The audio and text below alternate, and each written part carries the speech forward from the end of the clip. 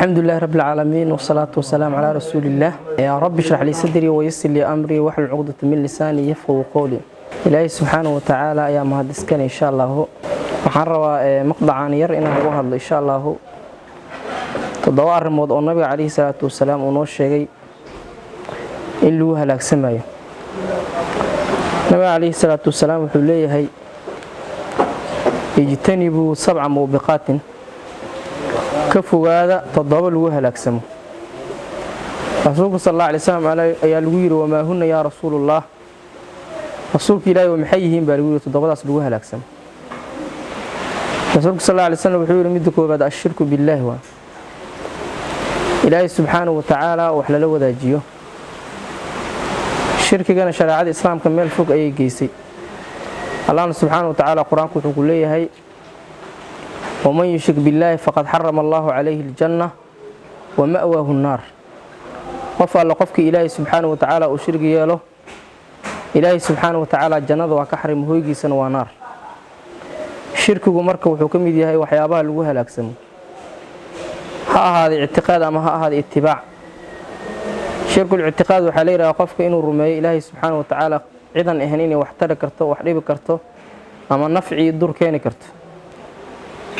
اعتبارنا وحليلها قفك إنه إلهي سبحانه وتعالى شرعي شرعا إن قفك إنه كراعه.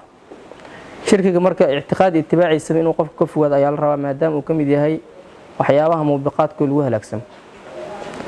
طلب بعد رسولك صلى الله عليه وسلم وحي السحر والسحر. السحر كان أسجنا وحاوي وحيابها الوها لكسم موبقات كي وكمل هي. يلي بينه كفري علماء اسكو وافقين. السحر كان وحاوي لبدي سقيب بإسجنا واسكمت.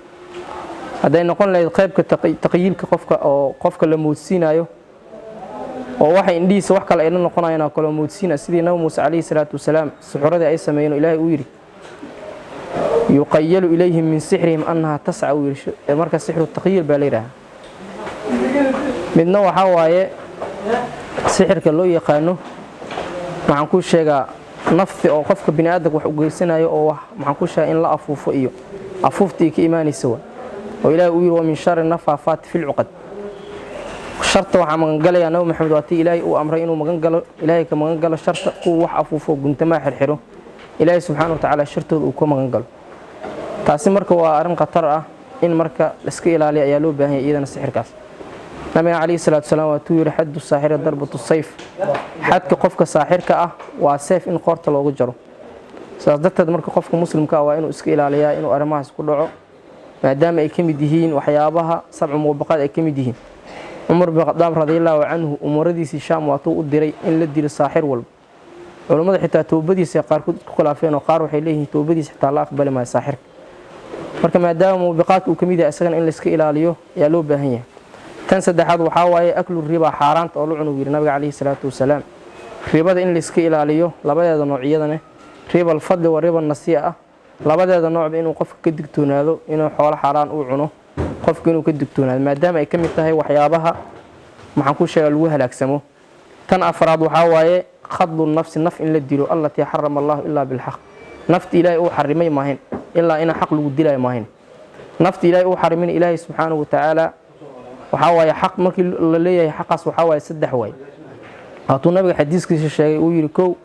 afayu zani qofka yaani guurka soo maro zaaniga ah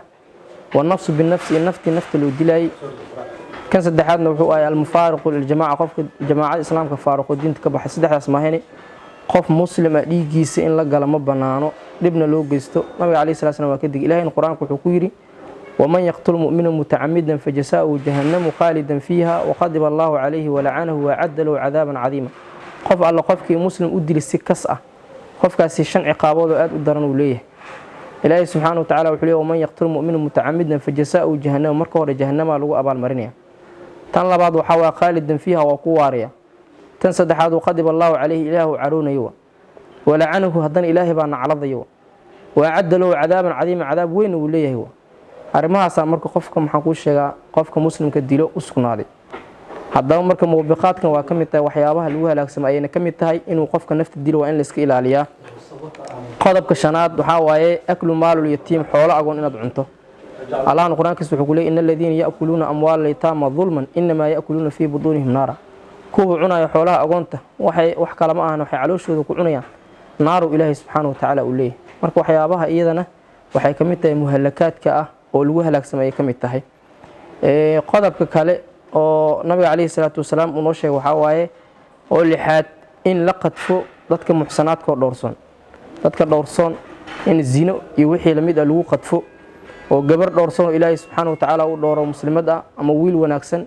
in maxaan ku sheegay qadaf lagu sameeyo taana nabiga calayhi salaatu wasalaam uu noogu digay sallallahu alayhi wasallam arrinkan waa laga digay marka